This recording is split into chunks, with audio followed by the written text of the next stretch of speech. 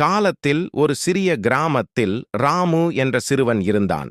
அவர் தனது நேரத்தை வெளியில் செலவிடுவதையும் இயற்கையை ஆராய்வதையும் தனது வீட்டைச் சுற்றியுள்ள விலங்குகளுடன் விளையாடுவதையும் விரும்பினார்.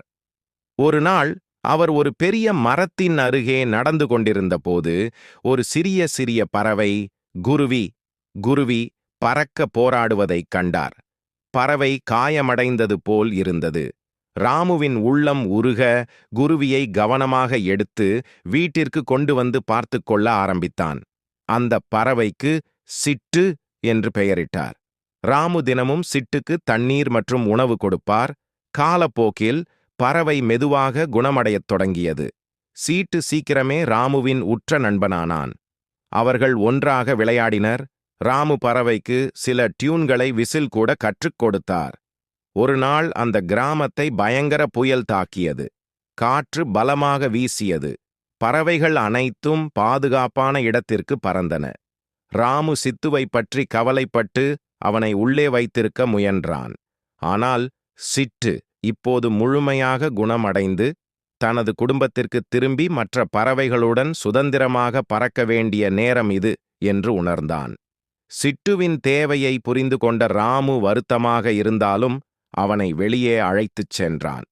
உயரமாக பறக்க சிட்டு, பாதுகாப்பாக இரு, கனத்த இதயத்துடன் சொன்னான்.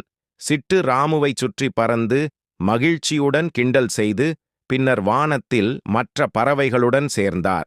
ராமு சித்துவை மிஸ் பண்ணுவார் என்று தெரியும்.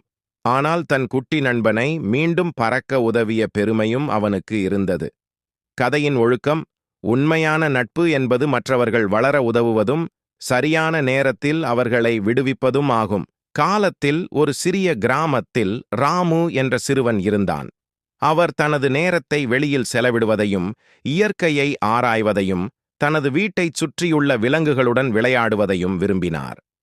ஒரு நாள் அவர் ஒரு பெரிய மரத்தின் அருகே நடந்து கொண்டிருந்தபோது ஒரு சிறிய சிறிய பறவை குருவி குருவி பறக்க போராடுவதைக் கண்டார். பறவை காயமடைந்தது போல் இருந்தது. ராமுவின் உள்ளம் உருக குருவியை கவனமாக எடுத்து வீட்டிற்கு கொண்டு வந்து பார்த்து கொள்ள ஆரம்பித்தான். அந்த பறவைக்கு சிட்டு என்று பெயரிட்டார். ராமு தினமும் சிட்டுக்கு தண்ணீர் மற்றும் உணவு கொடுப்பார். காலப்போக்கில் பறவை மெதுவாக குணமடையத் தொடங்கியது. சீட்டு சீக்கிரமே ராமுவின் உற்ற நண்பனானான். அவர்கள் ஒன்றாக விளையாடினர்.